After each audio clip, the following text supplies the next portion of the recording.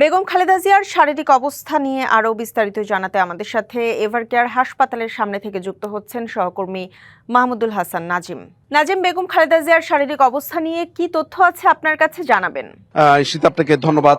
আসলে গতকালকের যে সংবাদ সম্মেলনের মাধ্যমে গণমাধ্যমের সামনে কথা বলেছেন, বিএনপির পক্ষ থেকে জানানো হয়েছে তার পরিবার যে আসলে শারীরিক যে এখন পর্যন্ত অপরিবর্তিত রয়েছে, আর তার বিদেশ নেওয়ার বিষয়টি আসলে এখনো পর্যন্ত চূড়ান্ত করা হয় না। সেটি নির্ভর করছে মেডিকেল বোর্ডের উপরে। মেডিকেল বোর্ড যদি তাকে আসলে কোনো সিদ্ধান্ত দেয়, সেই ক্ষেত্রে তার শারীরিক সক্ষমতা এবং তার শারীরিক উন্নতি যদি হয়, সেই ক্ষেত্রে হয়তো তার নেওয়ার ব্যাপারে হয়তো চূড়ান্ত সিদ্ধান্ত আসতে পারে।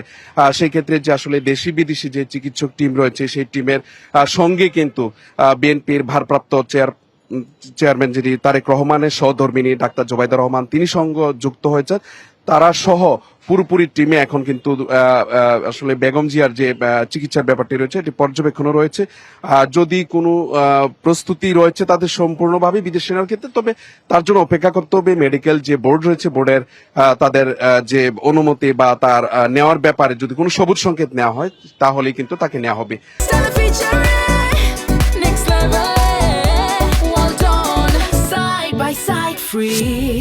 আর এছাড়াও কিন্তু লন্ডন থেকে ভারপ্রাপ্ত চেয়ারম্যান তিনি কিন্তু তারেক রহমান, তিনি কিন্তু তার মায়ের খোঁজ খবর রাখছেন এবং চিকিৎসকদের সঙ্গে তিনি যোগাযোগ রাখছেন।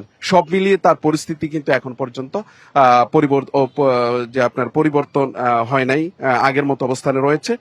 এক কথায় বলা যাচ্ছে আসলে তার এখন নিবিড় পর্যবেক্ষণে রয়েছেন। পাশাপাশি দলের তরফ থেকে কিন্তু জানানো হয়েছে তার জন্য দোয়া প্রার্থনা করা হয়েছে, আর যেন কেউ কোনোভাবে বিভ্রান্তি না ছড়াতে পারে সেই ব্যাপারে কিন্তু তাদের দলের পক্ষ থেকেও কিন্তু জানানো হয়েছে যে আসলে তার চিকিৎসা নিয়ে যেন কোনো ধরনের বিভ্রান্তি না ছড়ানো হয়, সেই ব্যাপারে কিন্তু দলের পক্ষ থেকেও বেশ কয়েকবার করে জানানো হয়েছে। সব মিলিয়ে যদি আমি এভারকেয়ারের সামনে থেকে যদি আপনাদেরকে আসলে এখন পর্যন্ত আনুষ্ঠানিকভাবে হসপিটাল কর্তৃপক্ষ বলি বা বিএনপির তরফ থেকে কিন্তু এখনো পর্যন্ত কোনো ধরনের আজকে যে জানানো হয়নি তার পরিস্থিতি সম্পর্কে। হয়তো বেলা বাড়ার সাথে সাথে পরবর্তী বুলেটিনে হয়তো আপনাদেরকে আরো কিছু জানাতে পারবো যে আসলে তার শারীরিক সর্বশেষ কি অবস্থা।